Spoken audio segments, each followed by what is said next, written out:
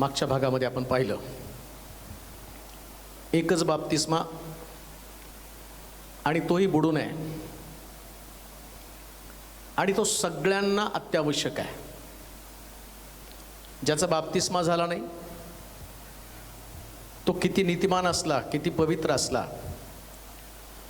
तरी सुद्धा स्वर्गाच्या राज्यामध्ये त्याचा प्रवेश नाही. कारण स्वतः प्रभू येशू ख्रिस्तानं निकोदेमस सारख्या धर्मपंडिताला सांगितलं की पाण्याचा जन्म आणि आत्म्याचा जन्म झाल्यापासून कोणीही देवाच्या राज्यामध्ये प्रवेश करू शकत नाही. ज्या काही तुमच्या धार्मिक गोष्टी आत्तापर्यंत तुम्ही करत आलेलात, त्याच्यामध्ये उपवास असेल, दानधर्म असेल, शब्बात पाळणं असेल, दशांश देणं असेल, एखाद्या निरश्रित व्यक्ती त्याला आधार देण्याचं काम तुम्ही सोशल वर्क सुद्धा केलं असेल, भुकेलेल्या व्यक्तीला तुम्ही अन्न सुद्धा दिलं असेल, ह्या सगळ्या धार्मिक गोष्टी आहेत.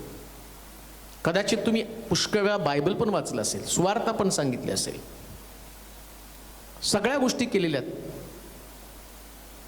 परंतु देवाची आज्ञा जी आहे ना ती आज्ञाच आहे. एदेन बागेतलं मधल्या झाडाचं फळ खाऊ नको म्हणजे खाऊ नको.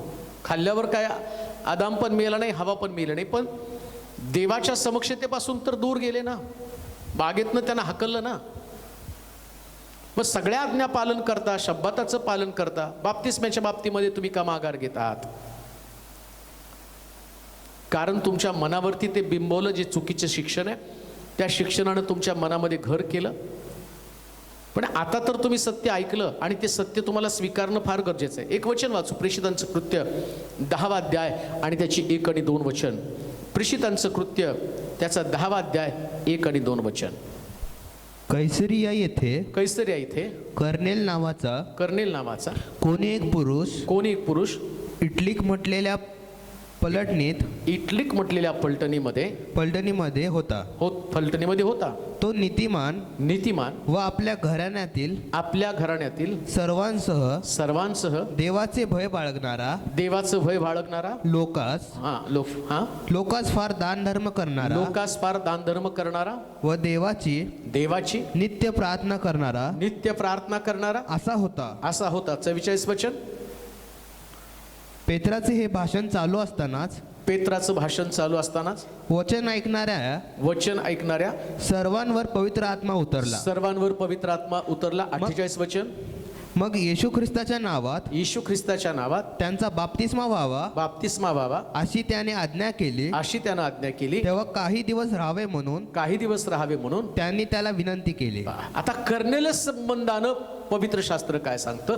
तो कुटुंबासह देवाचं भय बाळगणार होता, दानधर्म करण्यामध्ये पटाईत होता, नित्य प्रार्थना करण्यामध्ये पटाईत होता.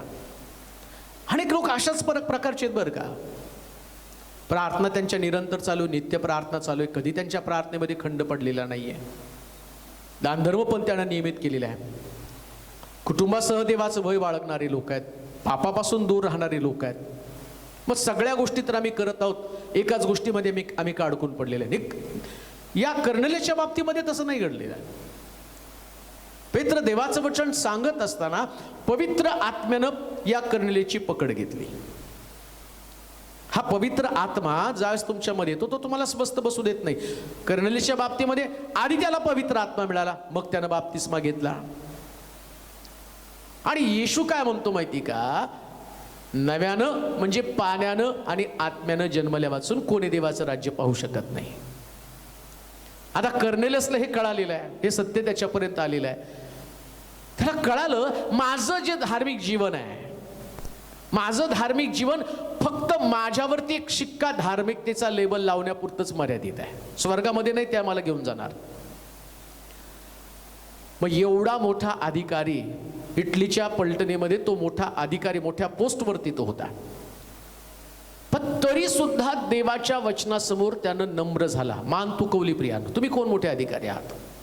आणि किती मोठा अधिकारी असलं ना तरी त्याला पाण्याखाली जावंच लागणार आहे, कारण ती देवाची आज्ञा आहे. सगळ्यात मोठा अधिकारी देव आहे, बाकी सगळे जगातले दुय्यम आहेत. परत वचन ते प्रेषितांचं कृत्य आणि त्याचा 10वा अध्याय 1 आणि 2 वचन वाचा. कैसरिया येथे कर्नेल नावाचा कोण एक पुरुष कर्नेल नावाचा कोण एक पुरुष इटलीत म्हटलेल्या पलटणीत शताधिपती शताधिपती होता. तो नीतिमान व आपल्या घराण्यातील सर्वांसह देवाचे भय बाळगणारा लोकांस फार दान धर्म. याचं वर्णन जर तुम्ही बघितलं ना, तो नीतिमान मनुष्य होता. आता कदाचित तुम्हाला बोलल्यावर वाईट वाटेल, जे खरे नीतिमान आहेत ना, ते देवाच्या वचनावर, प्रत्येक वचनावर विश्वास ठेवतात. आणि जे डुप्लिकेट नीतिमान आहेत ते त्याच्यातल्या चुका, त्याच्यातले तर्क आणि वाट कुठून तरी मला मिळेल का, बुडून बाप्तिस्माच्या न घेता दुसरीकडून कुठून तरी मला पोचता येईल का, तर्क वितर्कावर जीवन जगणारे लोक आहे. कशाला बाप्तिस्मा पाहिजे, चोराचा कुठं बाप्तिस्मा झाला. आता मी तुम्हाला सांगितलं मागच्या भागामध्ये, मग तुम्हाला सांगितलं चोराची अनुयायी का ख्रिस्ताची अनुयायी आहेत. ख्रिस्ताचा बाप्तिस्मा झाला ना, मग चोराच्या बाप्तिस्म्यावर कशाला अडून बसलेला आहे. वाळवंटामध्ये लोकांकडे पाणी नाही, त्यांनी कसा बाप्तिस्मा घेत असतील. तुझ्याकडे तर पाणी आहे ना, वाळवंटातल्या लोकांचं तुला काय करायचं, ते जातील नरकामध्ये.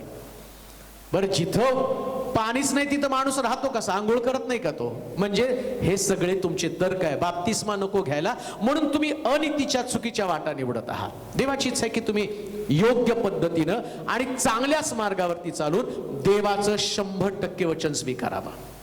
नीतिमान आहात ना, मग नीतिमान असल्याचं पावती काय, तुम्ही देवाचं वचन आहे तसं स्वीकारायला तयार आहे. जसं या कर्नेलीच्या बाबतीमध्ये त्यानं आहे तसं देवाचं वचन स्वीकारलं.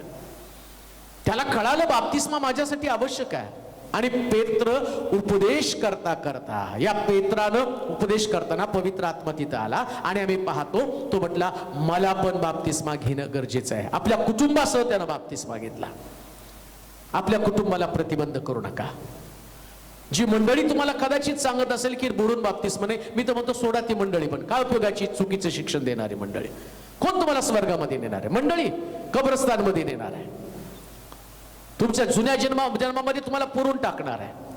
जिथं शिक्षणात चुकीचं दिलं जात आहे, स्वर्ग राज्यापर्यंत पोहोचण्यासाठी तुम्हाला अटकाव केला जात आहे, असल्या शिक्षणामध्ये कशाला अडकून पडता.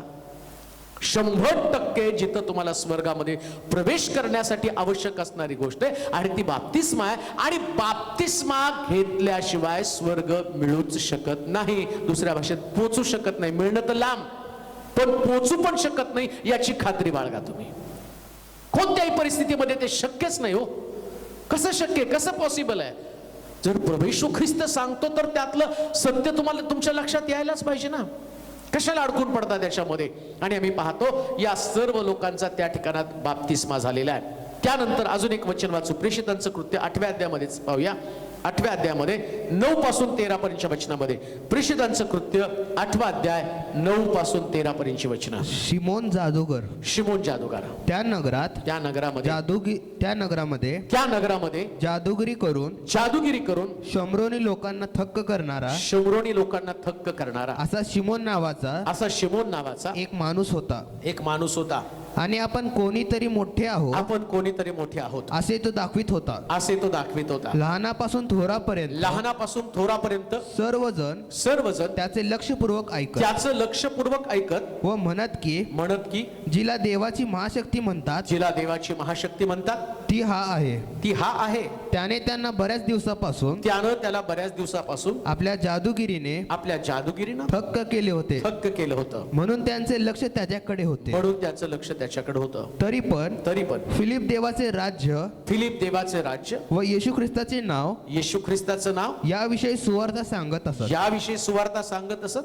लोकांचा विश्वास बसला आणि पुरुष व स्त्रिया यांचा बाप्तिस्मा झाला. ज्याचा विश्वास आहे ना तोच बाप्तिस्मा घेतो. मुळामध्ये तुमचा येशू ख्रिस्तावरती विश्वास आहे का? विश्वास आहे तर बाप्तिस्म्यासाठी अडचण काय? तुम्हाला काय फार मोठ्या नाही गोष्टी सांगितल्या करायला स्वर्ग राज्यामध्ये. कित्येक लोक आमच्या देशामध्ये आहेत, अहो ते अनवाणी पायाने लाखो हजारो मीटर चालत जातात. लेकरांचं बली द्यायला सुद्धा देवासाठी कमी करत नाही. मोक्षासाठी वाटेल ती किंमत चुकवायला तयार आहे. आणि तुम्हाला मोक्ष मिळावा, स्वर्ग मिळावा म्हणून साधी गोष्ट सांगितली त्यांनी, विश्वास ठेवा आणि बाप्तिस्मा घ्या. काय विश्वास तरी ठेवायचा? येशू ख्रिस्त देवाचा पुत्र आहे, याच्यावर विश्वास ठेवला की तुम्हाला बाप्तिस्मा घ्यायचा. मग तुम्ही नव्या जन्मामध्ये चालणार आहात. म्हणजे तुमचा येशू ख्रिस्ताच्या देवपणावर विश्वास आहे का नाही हे तुम्हाला तपासून पाहिलं पाहिजे. काय अडचण आहे तुम्हाला बाप्तिस्म्यासाठी? विश्वास आहे ना? मग येशू स्वतः म्हणतो विश्वास ठेवला तर बाप्तिस्मा घे. इथं या जादूगार त्या ठिकाणामध्ये जादूगिरीच्या पातकानं आम्ही पाहतो, जादूगिरी करून लोकांना संभ्रमामध्ये टाकत होता, थक्क करत होता. पुढे खाली वाजभर अजून काय लिहिलं त्या ठिकाणात? स्वतः शिमोनानं विश्वास धरला व बाप्तिस्मा घेऊन. अहो, जादूगिरी करणारा शिमोन त्यानं पण विश्वास ठेवला. हजारो अनुयायी त्याच्या मागे होते. लोक सुद्धा म्हणत होते याच्यामध्ये दैवी शक्ती आहे, पण तो शिमोन सुद्धा या तत्वानं त्याच्यामध्ये भुरळ पाडले. किंवा या शिमोनाला सुद्धा वाटलं मला पण स्वर्ग राज्याची गरज आहे, आता जर मी थांबलो ना स्वर्ग राज्य माझं हुकलं. जादूगिरी करणारा शिमोन त्यानं पण देवावरती विश्वास ठेवला. मग आम्ही कोण आहे तो? का आमच्या डोक्यामध्ये ते गोंधळ निर्माण झालेला आहे? का आम्ही आमच्या तत्वामध्ये अडकून पडलेलो आहोत? का आम्ही आमच्या सिद्धांताला चिटकून बसलेलो आहे की जे सिद्धांत चुकीचे आहेत? अहो, या शिमोनाला तर कळालं मी करतो ते चुकीचं आहे, त्यानं पण येशूवरती विश्वास ठेवला. जादूगार शिमोन बदलला, त्याचा बाप्तिस्मा झाला. आज तुमचा बाप्तिस्मा झाला आहे का? आणि झाला नाही तर का? या प्रश्नाचं उत्तर तुम्हाला शोधावं लागेल. कर्नेलीच्या बाबतीमध्ये आम्ही पाहिलं देवाचं भय बाळगणारा नीतिमान मनुष्य तो आहे, दानधर्म करणारा तो व्यक्ती आहे. मग तरी सुद्धा त्याचं धार्मिक जीवन कमतरता त्याच्यामध्ये आहे. याचं कारण आम्ही पाहणार आहोत.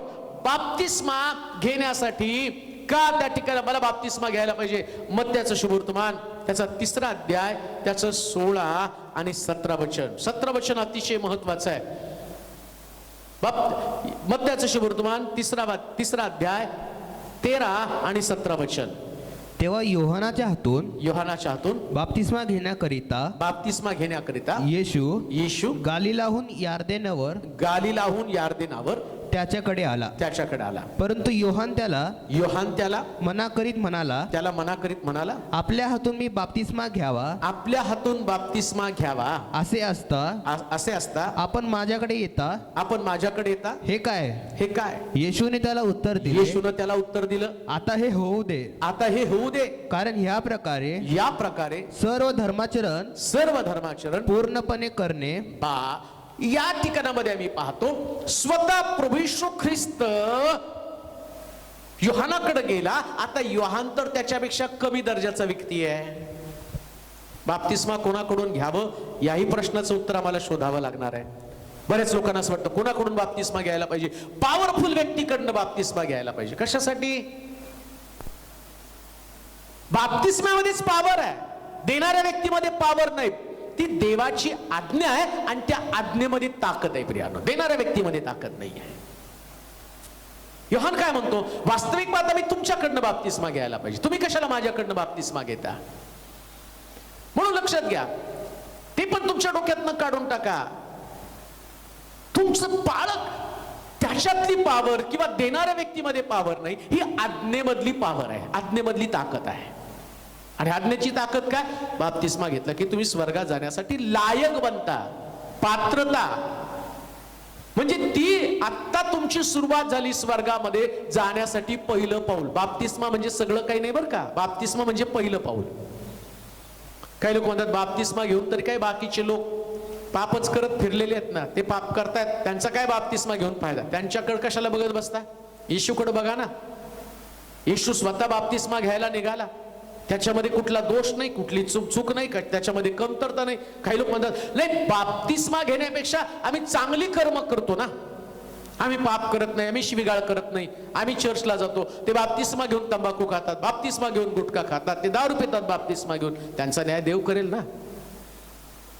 तिथून पुढे पवित्र जीवनामध्ये चालावं लागेल ना. बाप्तिस्मा म्हणजे धर्माचरण पूर्ण करण्यासाठी ती आवश्यक गोष्ट आहे. तो म्हटलं हे होऊ दे, कारण यानं धर्माचरण पूर्ण होतं. म्हणजे तुम्ही जे धार्मिक जीवन जगतात ते अपूर्ण जीवन आहे, त्याच्यात बाप्तिस्मा नाहीये, त्याच्यात दानधर्म आहे, त्याच्यामध्ये शुद्धता आहे, पण पण सगळ्या गोष्टी करत असताना जसं येशू म्हणतो ना, हे येऊ दे कारण यानं धर्माचरण पूर्ण होतं. कशाला अर्धवट अपूर्ण धार्मिक जीवन जगता?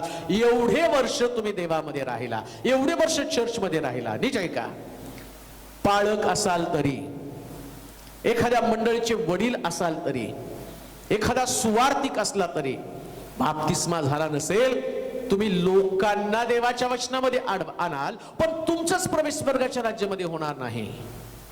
म्हणून ते दिवस लांब नाही, ज्या दिवसामध्ये रॅप्चर होईल ना, त्यावेळेस ऐकणारे लोक स्वर्गामध्ये जातील, पण सांगणाऱ्यांचा प्रवेश कठीण होणार आहे. का? कारण हे येते मध्ये नाही, आमच्या मंडळीची ही तत्व आहे. उपयोग नाही तुमच्या मंडळीची तत्व, बायबलची तत्व लक्षात घ्या. स्वतः येशू म्हणतो हे होऊ दे कारण यानं धर्माचरण पूर्ण होत आहे. धर्माचरण पूर्ण करणारी ती बाब 17 वचनामध्ये काय लिहिलं वाचा बरं, 17 वचन. आणि पहा आकाशातून अशी वाणी झाली की, आकाशातून अशी वाणी झाली की, हा माझा पुत्र मला परमप्रिय आहे, मला परमप्रिय आहे, याविषयी मी संतुष्ट आहे. जेव्हा बाप्तिस्मा घेताना तेव्हाच देव संतुष्ट होतो. शास्त्रात सांगितलं विश्वासाशिवाय देवाला कोणी संतुष्ट करू शकत नाही. आणि तुमचा विश्वास काय? मी पाण्याखाली गेलो, माझ्या पापांची क्षमा झाली, माझं जुनं जीवन पाण्याखाली गेलं, माझं पाप पाण्याखाली गेलं. प्रभू येशू ख्रिस्त ते 30व्या वर्षी पाण्याखाली गेला, 30 वर्षापर्यंत एकदा पण वाणी झाली नाही. 30 वर्ष प्रभू येशू ख्रिस्त देवाशी बोलत होता, 30 वर्ष धर्माचरण करत होता, शब्बात पाळत होता, मंदिरामध्ये जात होता, सभास्थानामध्ये जात होता, आई वडिलांच्या आज्ञेमध्ये तो राहिला, सण साजरा करण्यासाठी गेला. पण 30 वर्षानंतर तो पाण्याखाली गेला. नीट ऐका, मी बायबल मधलं सांगतो, माझ्या मनचं सांगत नाही.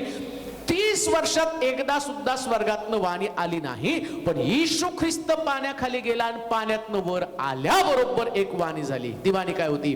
हा माझा, काय लिहिलंय, हा माझा. आणि पहा आकाशातून अशी वाणी झाली की, हा माझा पुत्र मला परमप्रिय आहे. जेव्हा तुम्ही पाण्याखाली जाता आणि वर येता, तुम्ही देवाचे पुत्र बनता.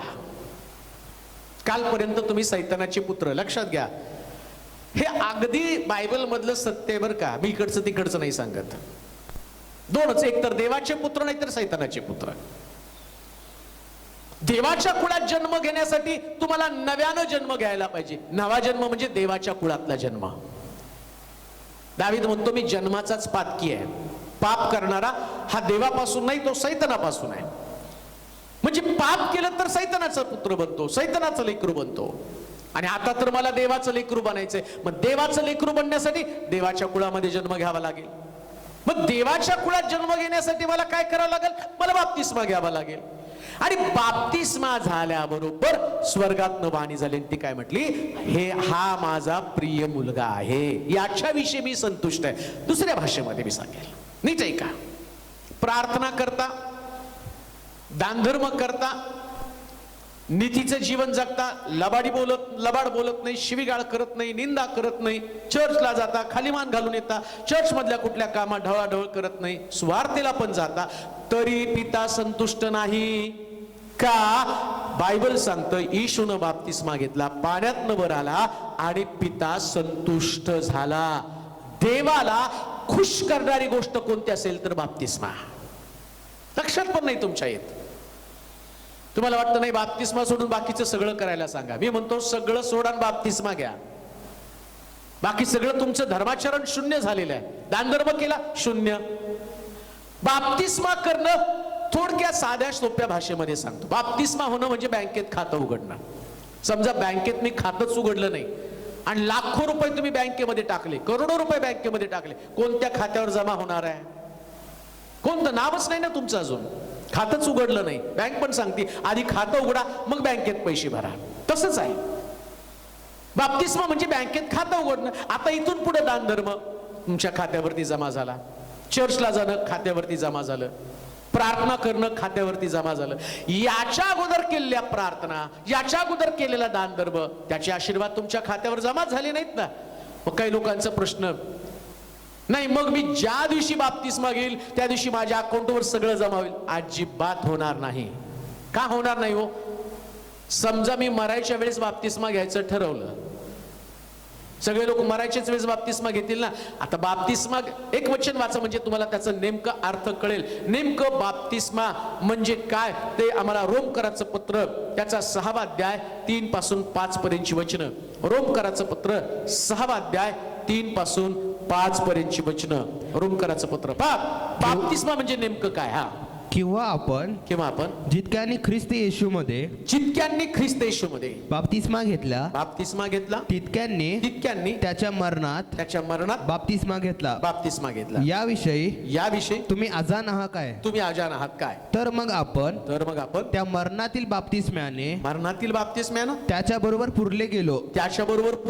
यासाठी की ज्याप्रमाणे ख्रिस्त पित्याच्या गौरवानं मेलेल्यातून उठला त्याचप्रमाणे आपणही नवीन प्रकारच्या जीवनात चालावे. कारण जर आपण त्याच्या मरणाच्या प्रतिरूपाने त्याच्याशी संयुक्त झालो आहोत तर त्याच्या उठण्याच्याही प्रतिरूपाने त्याच्याशी संयुक्त होऊ. बाप्तिस्मा म्हणजे ख्रिस्ताबरोबर मरणं.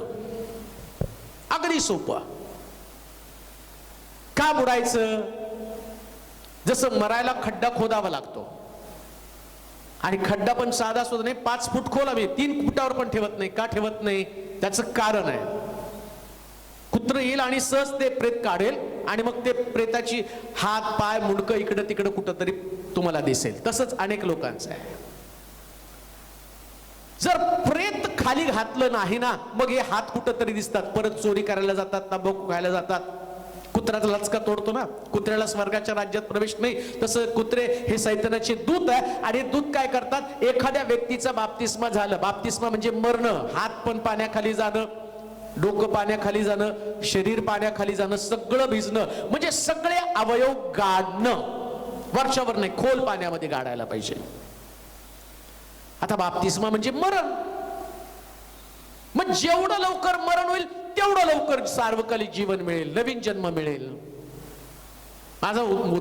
माझा विषय होता किंवा जो माझा मुद्दा होता, समजा मी आणि बाप्तिस्मा आता घेतला तर सगळ्या गोष्टी माझ्या अकाउंटवर ट्रान्सफर होतील का. नाही होणार. ज्या दिवशी तुम्ही बाप्तिस्मा घ्याल, ज्या दिवशी तुम्ही मराल ना, तुमचं सगळं ब्लँक होणार. जर तुमची पाप पण क्षमा होणार आणि तुमचं जुनं जीवन जे काही तुम्ही दानधर्म केला ते पण निघून जाणार आहे. मग बायबल काय सांगतं. शेवटले ते पहिले ते शेवटलं आणि शेवटच्या मंडळीचं गौरव हे पहिल्या मंडळीपेक्षा अधिक असणार आहे. आता इथून पुढे जे तुम्ही टाकाल ना ते अधिक वाढणार, मल्टिप्लाय होणार असणार आहे. आता तुमची धार्मिकता पण जुना नाही प्रिया. जुनं ते सर्व होऊन गेलं. आता सर्व काही नवीन झालेलं आहे. म्हणून तुम्हाला नवीन सुरुवात लवकर करावी लागणार आहे. एवढं दानधर्म करून फायदा काय. मग काहीच अकाउंटवर पडलं नाही ना. आता मरायचं म्हणजे काय. तुम्हाला ख्रिस्ताबरोबर मरणं. नीट ऐका. सगळं अंग भिजवणं, डोकं पण भिजवणं, डोक्यापर्यंत, डोक्यापासून पायाच्या नखापर्यंत भिजवून टाकणं. डोकं भिजवणं. मरणं म्हणजे काय. डोक्यातले विचार मरून गेले पाहिजेत, राग मरून गेला पाहिजे, द्वेष, मत्सर, लोभ, व्यसन या सगळ्याला मी मेलं पाहिजे. जे हात पूर्वी कुणाच्या तरी उठत होते ना, आता ते प्रार्थनेसाठी जोडले पाहिजेत, देवाच्या स्तुतीसाठी उभारले पाहिजेत. जे तुमचे पाय पूर्वी पानाच्या टपरीवर थिएटरमध्ये जात होते ना, आता ते देवाच्या मंदिराकडे गेले पाहिजेत. जसं ख्रिस्तानं आपला प्रत्येक अवयव वधस्तंभी दिला, तो मरत असताना एक सुद्धा अवयव त्याचा सोडला नाही. ख्रिस्ताबरोबर मरणं म्हटलेलं आहे. जसं त्याच्या डोक्यात काट्यांचा मूठ घातला ना, म्हणजे त्याच्या डोक्यातलं रक्त बाहेर आलं ना, तसं बाप्तिस्म्याच्या द्वारे आमच्या डोक्यातले सगळे दुष्ट विचार बाहेर गेले पाहिजे. वादविवाद नाही, भांडण नाही, कोणाशी आमचं आणि तक्रार नाहीये, शेजाऱ्या पाजाऱ्यांशी चांगले संबंध आहेत, अंतःकरणामध्ये ख्रिस्ताची प्रीती भरलेली आहे. कुशीत भाला भोसकला, ख्रिस्तासारखं मरणं. आता ख्रिस्ताच्या कुशीत भाला भोसकला तसं वचनानं आमच्या कुशीमध्ये भोसकलं पाहिजे आणि याच्यामधला द्वेष बाहेर निघून गेला पाहिजे. याला म्हटलं नवा जन्म. बाप्तिस्म्यानंतर बाप्तिस्मा म्हणजे नवा जन्म आहे, धर्माचरण पूर्ण होणं आहे. आता तुम्ही नव्या जन्मामध्ये चालत आहात. हे नवा जन्म जो आहे ना, तो एक शुद्ध पवित्र जन्म आहे, चांगलं जीवन आहे. जुना मनुष्य पाण्याखाली गेला. अजून एक साध्या सोप्या भाषेमध्ये मी तुम्हाला सांगतो. मेलेल्या व्यक्तीला आम्ही कब्रस्तानमध्ये पुरताना पाळक घेऊन गेलो, पेटी नेली, पुष्कळ लोक घेऊन गेलो, कबर सजवली, फुलं लावली, त्याच्यावरती क्रॉस लावला. खूप कबरेवरती आम्ही रडलो, कारण तो व्यक्ती मेल्यावर आम्हाला त्याचं दुःख झालं आणि त्या दुःखानं आम्ही त्याला मिस केलं. पण समजा मेल्यावर तो व्यक्ती आम्हाला परत भेटायला आला तर आम्हाला बरं वाटेल का? आम्ही राहणार पण नाही का? आम्ही म्हणल नाही नाही भूत आलं, भूत आलं, भूत आलं, भूत आलं. का तर ती व्यक्ती एकतर मेल्यावर तिचं भूत बनणार आहे. ऍक्च्युली मेलेले लोक तर भूत बनत नाही, पण सैतान, आता तो माझा विषय नाही, त्याच्यासाठी तुम्हाला युट्यूबचा माझा संदेश आहे, मेलेले आत्मे भूते बनतात का ते तुम्हाला ऐकावं लागेल. पण आम्ही म्हणतो भूत आलं, भूत आलं, भूत आलं. म्हणजे मेलेला व्यक्ती जर परत दिसला तर म्हणतात भूत आहे. मग एक व्यक्ती जो पाण्याखाली गेला, त्याच्या अगोदर तो दारू पित होता, त्याच्या अगोदर तो सिगरेट ओढत होता, त्याच्या अगोदर तो तंबाखू खात होता, गुटखा खात होता, बायकोला मारत होता, चोरी करत होता, म्हणजे नको ते पाप करत होता, आणि तो आता पाण्याखाली गेला म्हणजे त्याचं व्यसन पाण्याखाली गेलं, व्यभिचार पाण्याखाली गेला, बायकोला मारण्याची सवय पाण्याखाली गेली, गुटखा पाण्याखाली गेला, वादविवाद, भांडण, शिवीगाळ, अपशब्द, सगळ्या गोष्टी पाण्याखाली गेला. आणि पाण्यातनं तो वर आला तर सगळा नवीन बनलेला, नवीन स्वभाव त्याच्यामध्ये आला. पण काही दिवसांनी जर परत तो गुटखा खायला लागला, परत तो व्यभिचार करायला लागला, परत तो भांडणं करायला लागला, याचा अर्थ त्याच्यामध्ये ते भूत आलेलं आहे. म्हणजे नवा जन्म त्याचा गेलेला, तो मेलाच नाही, त्याचा मर्डर झालेला आहे, खून केलेला आहे त्याचा. म्हणजे परिवर्तन पण आवश्यक आहे. अजून एक गोष्ट, मग तुम्ही म्हणाल काय बाप्तिस्म्यानंतर पाप आमच्यातून घडतच नाही का? बरेच प्रश्नाची उत्तर आम्हाला शोधावी लागणार आहेत. मग जे लोक पाप करतात त्यांचा बाप्तिस्मा खरा झाला नाही का? खराच बाप्तिस्मा आहे तो. पश्चाताप करून बाप्तिस्मा घेणं आवश्यक आहे. मग पाप घडत नाही का? एक वचन वाचा, मग त्याचं उत्तर मी तुम्हाला देईल, कारण ते किती आवश्यक आहे, ते आमच्यासाठी किती आवश्यक आहे. मग त्याचं शुभवर्तमान 28 अध्याय त्याची 19 आणि 20 वचनं. मग त्याचं शुभवर्त कित्येक लोक अडखळत आहेत, त्यांना ते बाप्तिस्मा घेण्यासाठी अडचण काय येते. मग त्याचं शुभवर्तमान 28 अध्याय 19 आणि 20 वचन. पुष्कळ लोकांचं अडखण आहे, बाप्तिस्मा घेण्यासाठी भीतात ते आणि ते पुढे येत नाहीत. वाचूया. तेव्हा तुम्ही जाऊन सर्व राष्ट्रातील लोकांस शिष्य करा, त्यास पित्याच्या पुत्राच्या व पवित्र आत्म्याच्या नावानं बाप्तिस्मा द्या. जे काही मी तुम्हाला आज्ञा पिले ते सर्व त्यास पाळावयास शिकवा. आणि पहा युगाच्या समाप्तीपर्यंत मी सर्व दिवस तुमच्या बरोबर आहे. पहा, 4 मुद्दे याच्यामध्ये मला तुम्हाला सांगायचे. पहिला मुद्दा, बाप्तिस्मा ही देवाची आज्ञा आहे, ती सूट नाही, एक्सक्यूज नाही. दुसरा मुद्दा, शिष्य होण्यासाठी बाप्तिस्मा अत्यावश्यक आहे. परत मी तुम्हाला सांगतो, बाप्तिस्मा म्हणजे धर्म परिवर्तन नाही, तर ते शिष्य होण्याची पायरी आहे, आणि तो सगळ्यांना आवश्यक आहे.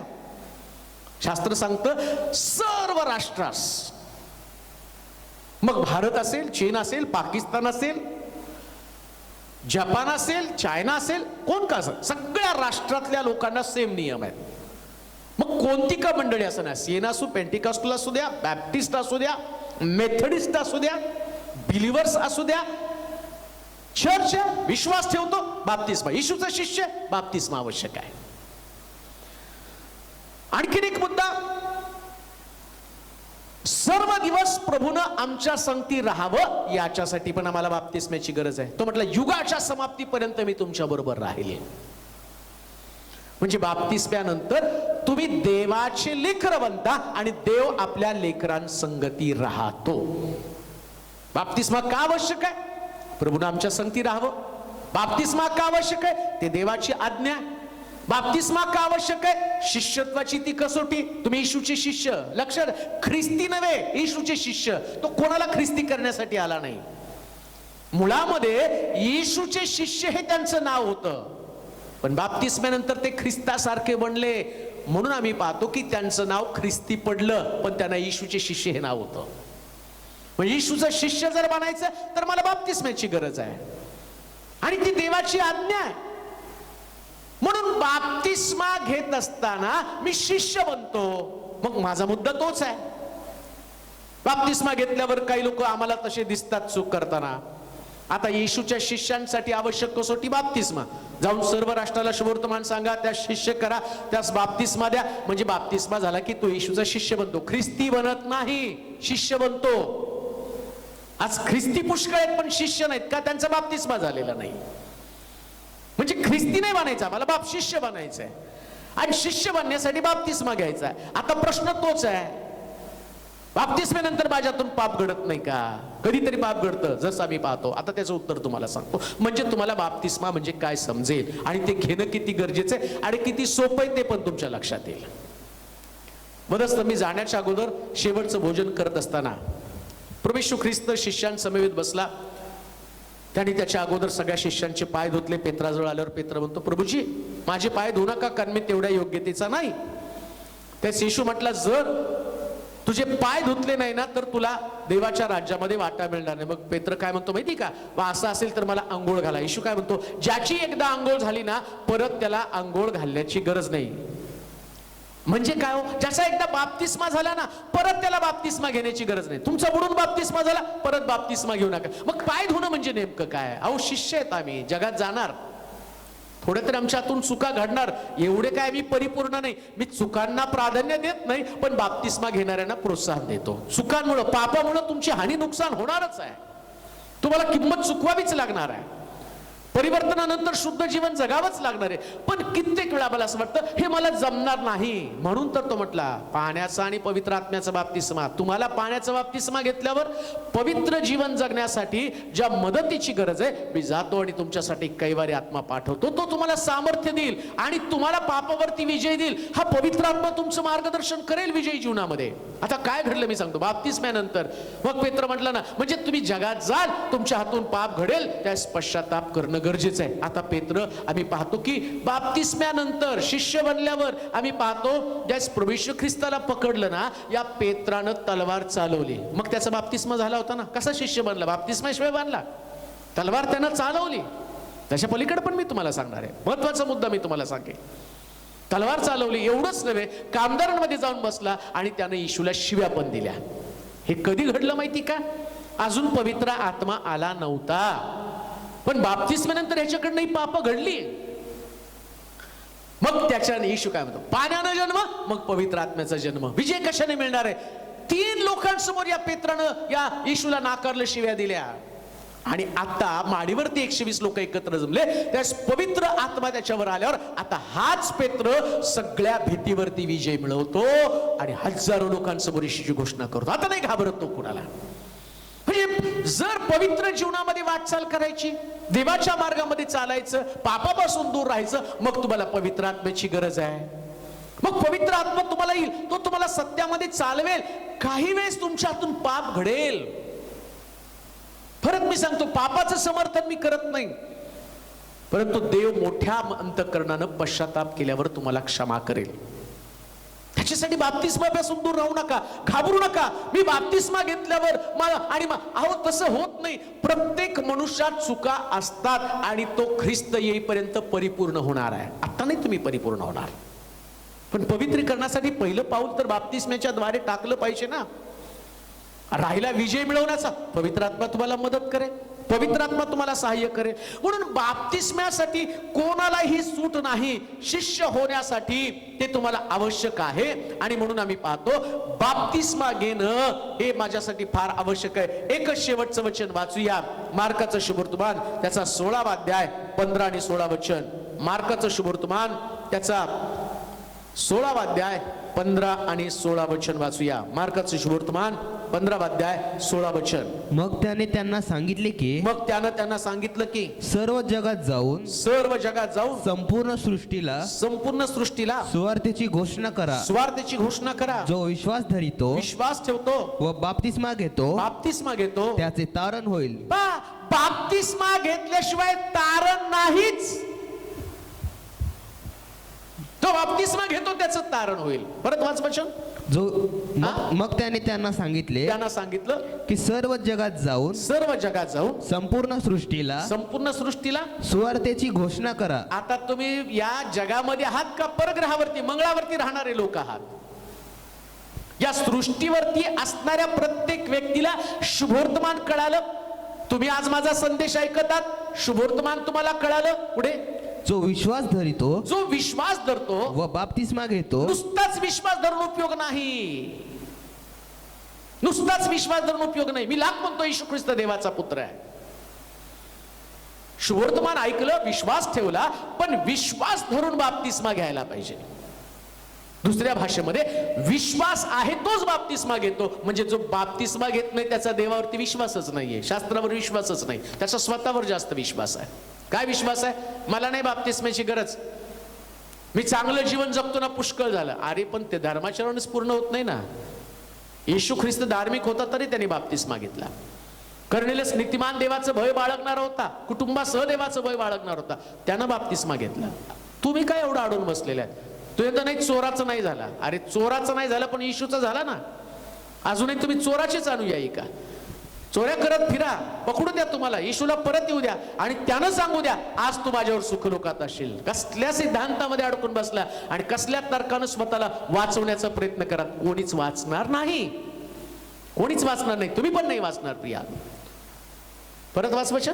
जो विश्वास धरितो विश्वास धरतो व बाप्तिस्मा घेतो. बाप्तिस्मा घेतो त्याचे तारण होईल. त्याचं तारण होईल. जो विश्वास धरीत नाही विश्वास धरीत नाही तो शिक्षेस पात्र ठरेल. म्हणजे बाप्तिस्मा घेत नाही तो शिक्षेस पात्र ठरेल. आता सांगा मला, किती बरोबर तुम्ही आहात आणि किती देवाचं वचन करेक्ट आहे. जो बाप्तिस्मा घेत नाही ना तो शिक्षेस पात्र. कोणत्या शिक्षेमध्ये? दुसरं मरण शास्त्र सांगतं. प्रकटीकरणाच्या पुस्तकात लिहिलेले त्याला अग्नी आणि गंधकाचं सरोवर म्हणजे दुसरं मरण. एक जन्म दोन मरण आणि दोन जन्म एक मरण. पहिला जन्म माणूस म्हणून जन्माला आलो मातीच्या उदरामध्ये, आणि दुसरा जन्म म्हणजे बाप्तिस्मा. ज्याचा एक जन्म होतो त्याला दोन मरण मिळणार आहे, आणि ज्याचे दोन जन्म होतात त्याला एक मरण. कोणतं? शारीरिक मरण. 40 वर्ष, 50 वर्ष, 70 वर्ष, 100 वर्ष, 120 वर्ष, याच्यानंतर कुठंतरी आम्ही मरणार आहोत, पण स्वर्गामध्ये पोहोचणार आहोत. आणि पवित्र शास्त्र काय सांगतं? बाप्तिस्मा न घेणारा म्हणजे विश्वास न ठेवणारा. परत वाच वचन. कशासाठी मी 10 वेळा वचन वाचायला होतो? तुम्हाला बाप्तिस्म्याचं महत्व समजावं. हा. जो विश्वास धरितो विश्वास धरतो व बाप्तिस्मा घेतो. बाप्तिस्मा घेतो त्याचे तारण होईल. त्याचं तारण होईल. जो विश्वास धरीत नाही विश्वास धरीत नाही तो शिक्षेस पात्र ठरेल. विश्वास धरतो मग आणि बाप्तिस्मा घेतो. तुझा विश्वास आहे म्हणून तू बाप्तिस्मा घेतो. नीट ऐका बरं का. चर्च मध्ये वाद्य वाजवणारे असेल, गाणं गाणारे असाल, तुम्ही म्हणता नाही आम्ही वाजवतो आम्ही गातो ना पवित्र आत्मा उतरून येतो. अरे बाबा, तुझ्या गाण्यानं वाजवण्यानं पवित्र आत्मा लाख उतरून येत असेल, पण तुला स्वर्गामध्ये नेणार कोण? तुझा विश्वासच नाही आणि तू बाप्तिस्मा घेत नाही, आणि तू चर्च मध्ये कोणी का असेना. तरुणांनो, मित्र असं म्हणतो, पुलपिटवर चढण्याच्या अगोदर बाप्तिस्मा घेऊन चढलं तर तुमच्यासाठी खूप छान आहे. का? शिक्षेस पात्र. म्हणजे तुम्ही वर वर जाऊन चढून आराधना करताना लोकांचं नेतृत्व करता.